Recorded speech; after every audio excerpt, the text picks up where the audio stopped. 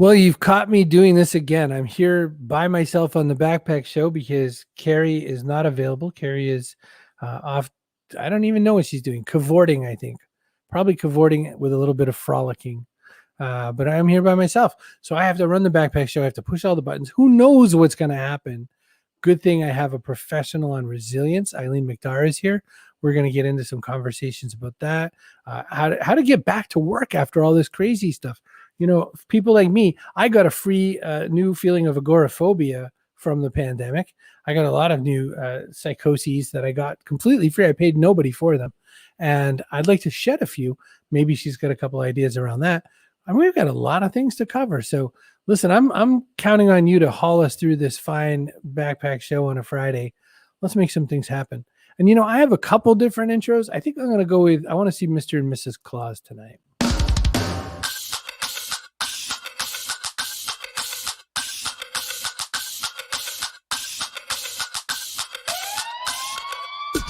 Welcome to the Backpack Show with your hosts, Chris Brogan and Carrie Gargone. Boom shakalaka. Why, hello. So Kate is saying, please unblock your nameplate.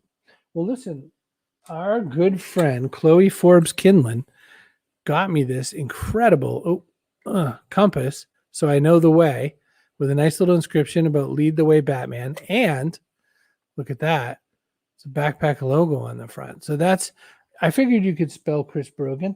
So if it's causing you a twitch, and I know that can happen sometimes, you let me know. But I was going to keep it here. But if you tell me it's bugging you, I will move it next time. Okay.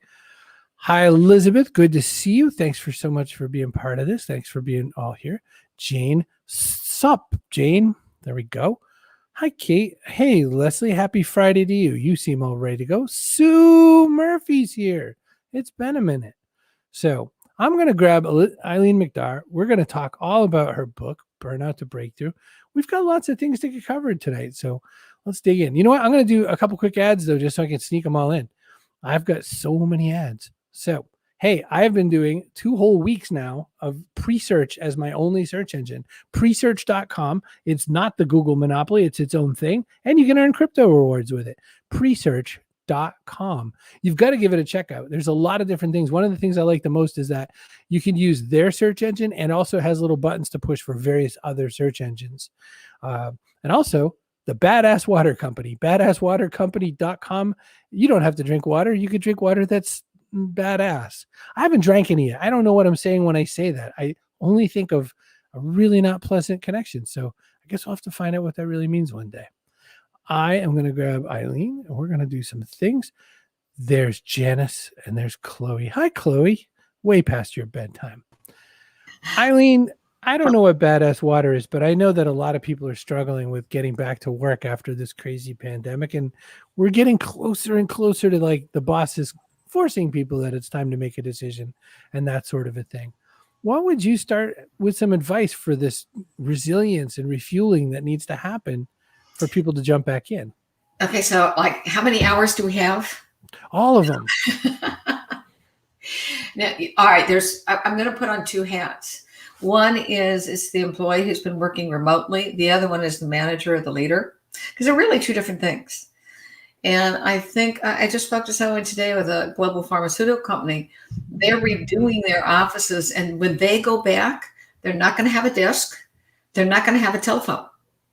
They're just going to grab whatever is there. And now people are kind of freaking out saying, I don't want to sit I don't know who sat there before me. I went, Chris Brogan sat there before me. Oh my God, don't make me sit at the same desk that Chris did.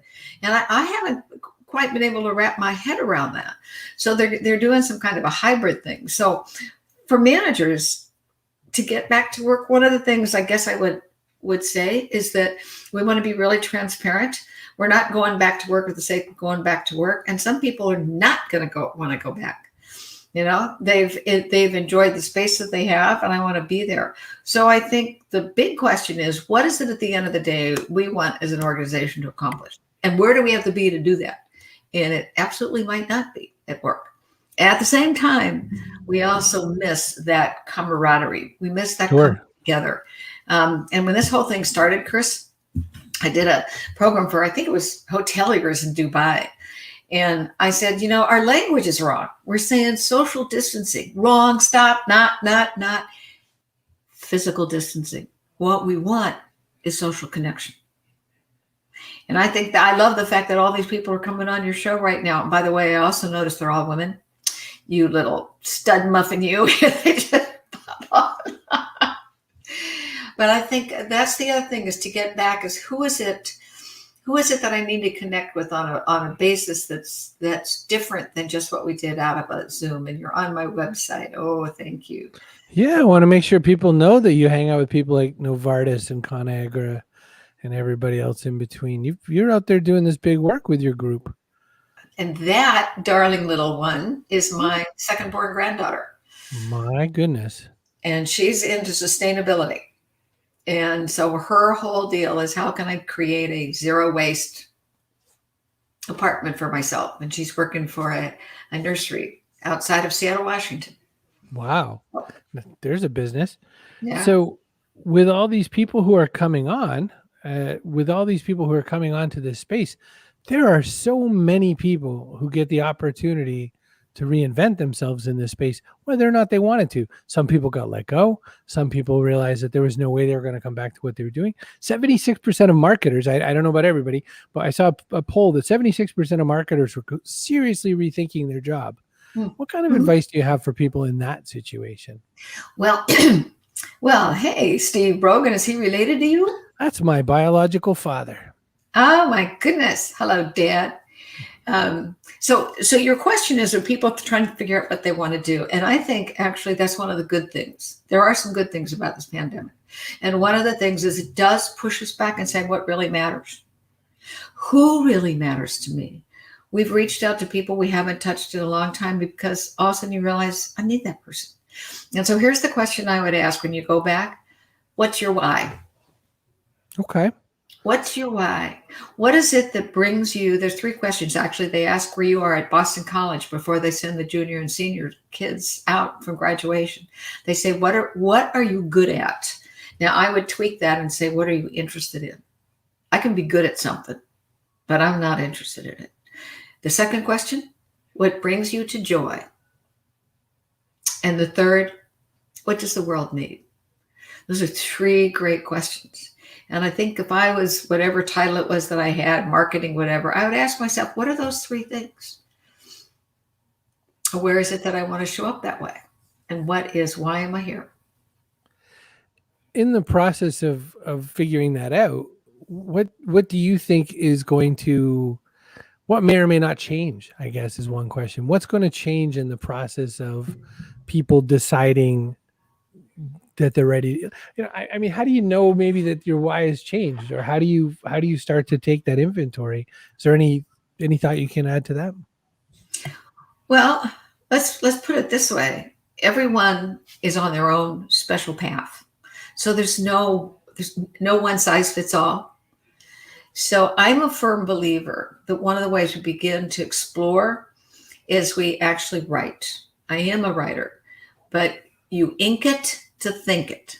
When I write it down, it becomes more real. Sometimes we might even do something which a wonderful gentleman by the name of Ira Prokoff created, which is called dialogue. And you actually write to yourself. And so, Chris, you would write something that said, hey, I'm Chris, and these are the 10 things that happened in my life. And then the other Chris, your internal Chris, says, oh, really, buddy? What did you think? And you actually write out a dialogue. I've done that with my work, making my work as though it was an entity, a thing. I've done that with one of my children when I was having a lot of trouble with. So I had to answer what you would be telling me. It's amazing what begins to become clear when I begin to write it. Have such a question for you. What was it like kissing a whale? It was awesome, Janice. Thank you very much for noticing that. These are the California gray whales, which have one of the longest mammal migrations in the world. They go from the Arctic down to the Baja, which is a birthing lagoon. And I've always wanted to do that. And we went with the a Marine Institute, a research institute on the only long range fishing boat that had permission to go into San Ignacio Lagoon. And Chris, I got to tell you, there is something being in the middle of this small lagoon and you hear, and the whales are all spouting. And then the little fishermen come out from the village in what they call a panga, which is about the size of a bathtub, but except it sits really low on the water, and you splash. And the mama whales are interested in the splashing, and they come up. And I have kissed multiple times the head of a 40-ton gray whale and an 18-foot baby. It's very humbling. They're not tiny, those creatures, but that's mighty impressive. One thing that seems to have gone through a lot of your books and a lot of your work in general, your speeches and whatnot, is humor. Where do you pull your humor from when you write these books? And what do you know is going to be the thing that makes it into the book as far as that perspective? That's an interesting question. First off, I believe that you look for the funny. If you look for the funny, you can find it. I mean, I'm seeing things that just crack me up all the time, whether it's a sign that's by the side of the road, some license plate that was just kind of crazy. And sometimes I just make it up on my own. I've got a blog post, actually it's in the newsletter that's running right now. And the newsletter that's running right now, I talk about my spice drawer. And if you ever notice, if you open up a spice drawer, now the lids are closed, right? You either have a spice rack or a spice drawer, and you look down and here's all these spices on the bottom of the floor. Well, how'd that happen? The lid's closed. And I have a feeling that they get up in the middle of the night and they dance. And so you have like, oh, oregano, you do such a mean paprika and sage. You're so I wrote this whole thing about what's the conversation that these spice things would have. And then finally one of them says, hey, dance is over. Screw the lid back on. Be straight. So there's just so much to laugh about. And particularly when things are difficult, humor gets us through. And you and I both know, and all of your viewers know, look at the crazy memes that we've said that have come across since this COVID. Stuff that we've heard. Somebody sent me one. They said, by the time this lockdown is over, you're either going to be a monk, a hunk, a chunk, or a drunk. Choose wisely. So and as to what will make it in the book, I can only tell when I start to write. In the pandemic, a lot of people's work as professional speakers, as workshop facilitators, as most of the things I saw on your website, either went away or had a really big hit to them. I lost 96% of my business as the very start of the pandemic. Did you run into a bump like that? And what did you do to keep yourself rolling? Yes. To answer the question, because I speak and all meetings were stopped and people were terrified. Like I think I mentioned earlier, I got the call that I'm starting to do things virtually. So what has allowed me to two things are happening. Number one, it is forcing my hand to do something I've never done before, which is to learn how to do this virtual stuff. And that is a great resiliency test. Make yourself do something you have never done before. You will discover you're far stronger than you thought you ever would be. From kissing the head of an 18-foot baby or a 40-ton mom, which by the way is the size of 4 elephants, Wow. to doing these kinds of things. So for me, it has, part of me wants to say it's forced me, but another part of me said it has encouraged me to stretch in different ways and to develop a different way of presenting. The hardest part, Chris, is I miss the interaction. I really do. Because like if you say something that's funny and you're in a Zoom call, you can't tell if anybody even got it. Right.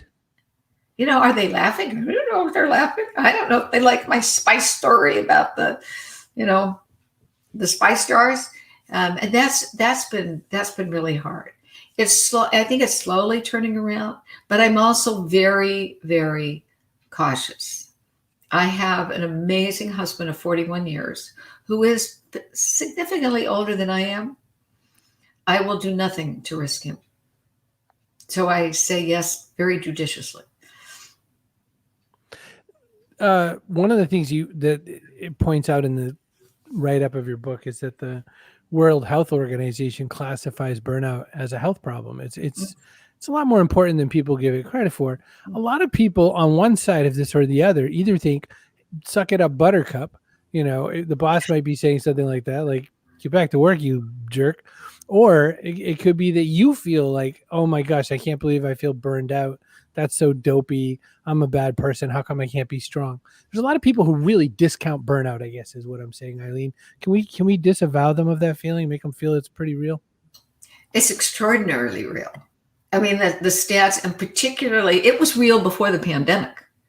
And globally, the literally billions of dollars around the globe that have been lost to sheer exhaustion. When you are exhausted that way, you're irritable, you overdo or you underdo, you have lost your sense of humor. You're not connected with the work that you're doing. I could care less. I'll just keep doing it.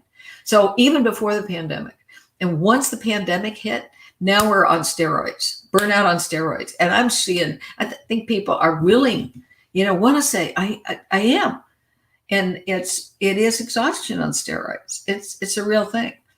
Now, the good news is we can begin to do something about that. But first I have to recognize that I've got it. It's kind of like saying, I'm not sick, I'm not sick, I'm not sick. Yeah, you are, until you end up, in the ER. No, you first recognize it. And then where is it that you find your point of control? That's really important. Some of the stuff I can control and other things I cannot. So I can start to burn out by trying to fix stuff that I can't fix. So where is it that I have my place of power? When we come back, I'm going to ask you a few more questions about that, and especially what it's like to get some of these corporate gigs. But first, I have to thank some people for giving me bags of money. So hang tight. We're sponsored by Castos.com. If you don't find me attractive enough, just go get the audio podcast. It's problem solved. You can get anywhere you can get a podcast. Spotify, Apple, all those places. Castos.com. They're an incredibly good host. Want a .online domain just for your own some? You can get one for a whole $1 for a whole year. cbrogan.me/online. Just use the code Chris in all caps at the checkout, and it's one whole smackaroo to get one. We're sponsored by StreamYard, of course, the makers of this fine software. You want a show just like this one? Just get StreamYard. You have to find your own resilience expert. cbrogan.me/StreamYard. 2 more to go. Ask Dr. Bitcoin. Know nothing about crypto? We all know nothing about crypto. Go to askdrbitcoin.substack.com and get you on that super duper newsletter. You're going to have a whole lot of fun. And this is our friend Mark Risen-Hopkins, and he is just a super writer. He's written for so many great publications. So this is his big push out on his own. Ask drbitcoin.substack.com. Want to go back to learn some cool stuff? Pulver EDU. My friend Jeff Pulver has launched a school where you pay 7 Jeff coins. Yes, that's his own cryptocurrency to go. 7 is like ridiculously affordable. It's less than $20. Pulveredu.com, where inspired leaders go to meet passionate educators. Kind of place you could get a course like an Eileen McDargh kind of course if you just go there. Pulveredu.com. We did it. That's all of them. Sold American. Oh, now with crypto payments available, says Ask Dr. Bitcoin. There we go. So Janice says managing burnout is our number one discussion right now at work. She works in a medical facility. I imagine that's big. Yeah, it is, Janice. In fact, I'm speaking to about 3,000 people involved in long-term care this coming week at a virtual conference. It absolutely is huge. So the first place, well leaders lead well. So anyone within a leadership position, you got to take care of yourself first. But also, if you're not, everyone, by the way, I think has a leadership position. How is it that you take care of yourself?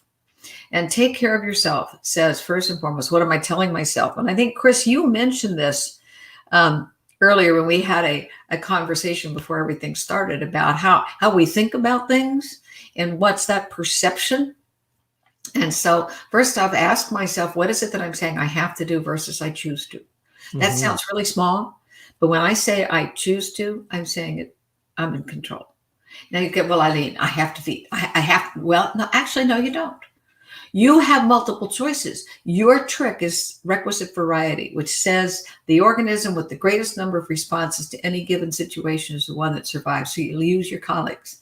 And you say, what else could I do? What are some other ways of responding? What are ways that are more powerful? And then another one, which we looked at, is how do I reframe?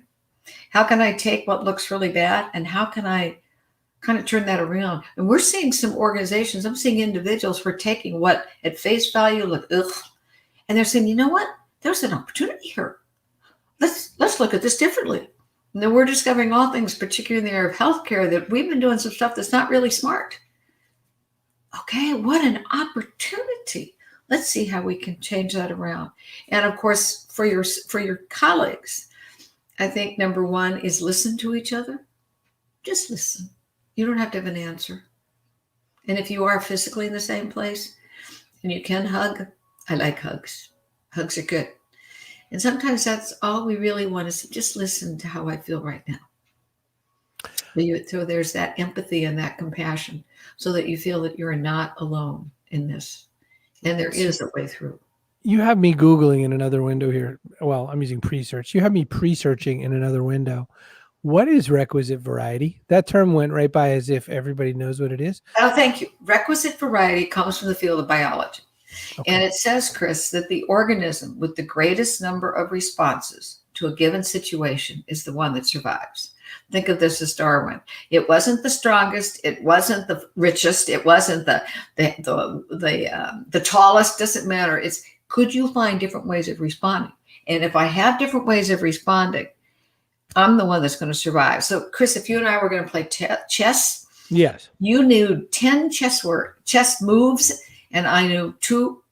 You're winning. That is so interesting to me. Requisite variety. I tweeted a little while back. Every now and again, I get in an interesting argument about it. Leadership is option management. And what I was saying was that, to me, the best leaders either know enough options to be able to pick a path, which is what you defined and explained. And then the other is teaching your team to avoid certain options or to limit certain options, because sometimes if we have an abundance of options, our heads blow off too, because we're like, oh, I have 71 ways I could, what if you have 2 ways? Would that be better? Maybe it's better if you have 2. So that's interesting what you say about requisite variety. That's an interesting drill down. Well, it doesn't, just because I have 20 doesn't mean I have to do 20. That's right. The work that Cal Newport out of Georgetown does, yeah, he's great. And what he's saying is we've given ourselves too many options. That's why we're going crazy. That's why, oh my God, look, ding, I got to do that email, ding, I got to do this, ding, I got to do that over there. No. So what are the three most important things that I need to get done today and that I'll be held accountable for? And by the way, ask the person who, quote, is your teammate, what are the 3 things that you need for me to do? And so if I know what those 3 things are, then the other 33 can sit over there. But we don't ask that question. We just do. And since nobody can see me, I have to somehow prove in this amorphic space of a remote workplace that I'm with something. So it's that conversation. We're going back again to conversation. Eileen, I would say that probably smart companies know to come find you and to engage you in your services. Every now and again, you must have to convince a company that clearly they need what you're offering. And how do you help them understand that resiliency isn't just sitting around in the cabinet next to the milk? Well, I think resiliency is a life skill. It's not a, oh crap, this is terrible skill. It's a life skill. And we use it all the time. And I define resiliency as growing through challenge or opportunity. Because at the end of the day, resiliency is energy management. Do I have the mental, emotional, physical hardiness to keep on keeping on? So I could be given a great opportunity. And that's going to take a lot of energy. It's not that it's bad, but how do I manage that energy? So I really think instead of managing time, we learn how to manage our energy. We'll be happier, we'll be more productive, and we'll be saner if we do that. Energy management is pretty huge. What do you do for yourself? What's your I'm unplugged now, I'm going to go recharge my batteries for Eileen McDargh? Well, I start by charging it in the morning, which is I meditate for 20 minutes. Nice. Well, I have coffee. have the coffee. Then I go for about a 5.5 mile run outside, being outside. Now I do live in Southern California, and where I live, I can still be away from people because I'm up before anybody in the world is up. Mhm. So I run. So that by the time I come back and get a shower, I'm mental, emotional, physical, spiritual, I'm in one place. So recharging for me is pulling away from the office. It is physical movement to me. And then it is also quiet, and quiet preferably outside if I can be outside. Nice. What's going to change for you as the world reopens back up again, besides getting a chance to see some of the people that we haven't had the great opportunity to see? What's good and bad about the world opening back up for you? That's a fascinating question. Well, it depends. When the world opens back up again, what will probably change is that I will be traveling. And that's good news, bad news. I actually have found a great deal of joy of being in my environment. I've met people in my neighborhood. Chris, I never knew them. I was too busy. I was gone. And now I say, what's your name? I call people by name. I know their dogs. I can pet their dogs. Oh, there's little Willy Wonka. This really was an interesting lesson to me, is how I can get so involved in my work and very focused here that I forget that there's a world that's outside of me. So I don't want to lose that when we go back. So I think for me, it will be choosing very judiciously, really carefully, what I say yes to and what I say no to. Because I will admit, I've said yes to some things because it was financial. I don't know if that's always a smart way to say yes. I can support that choice. Janice is speaking of resiliency and recharging. She's hopping off to hang out with some people in real life. Hey, Janice, enjoy. I hope you get to have a glass of wine or tea or whatever works for you. Well, as we are winding towards the end of the show, I'm going to do a couple things. One of those things is I'm going to... Oh, and here's our person of the day. Kaboom! So let's see. Who's our person of the day? Let's take a look through the chitty chat. I'm going to do Elizabeth. Elizabeth says, our speaker rocks tonight. And boy, don't you, Eileen. Oh, hugs. Abrazos, hugs. Right, Dennis? That's hugs. How perfect, right? All right, so that's our person today. Now, this is a question we've asked everybody from Sister Anne Flanagan from the Daughters of St. Paul to two different dominatrixes, whatever you call the plural of dominatrix. And we'll ask you, what goes in your backpack? Could be something physical, could be something metaphorical, whatever cheers you. Eileen McDargh, what are you going to have? I only have one thing? We prefer one, but if it's like, pen and paper, that's okay. Well, a pen and paper actually would be part of it. All right, I'm going to give you three, and you can decide. Okay. One is, I have this thing, I got to be able to brush my teeth. I got to have my toothbrush. The second thing would be pen and paper. The one book that you and I talked about earlier, because I'm a backpacker, is to be able to write in things, ideas that I have as I backpack. And the third thing would be a set of mala beads. Mala beads. Oh, Carrie, I love that. Kindness. Oh, yeah. Mala beads is a good one. Yeah, those are what mine look like. How'd you get mine? My mother, Diane Brogan, made these for me. She's right in Vegas, so around the corner from you. Wow. There you go. These are always in my hand every episode. I use my mala beads every morning, and they actually came from a backpacking trek in the Indian Himalayas. Oh. Yeah. Well, my mom hangs out there sometimes, so maybe she gave them to a local. They got to you. Who'd have thunk it? So mala beads, I like that answer a lot. That's a good one. So, well, my grandmother was raised Catholic, which is basically mala beads with a cross on it. Right, so, that's right. Same number. One thing, and which blew my mind when I finally ever learned that. One of the things that I found out long after the fact about the similarity in those two practices is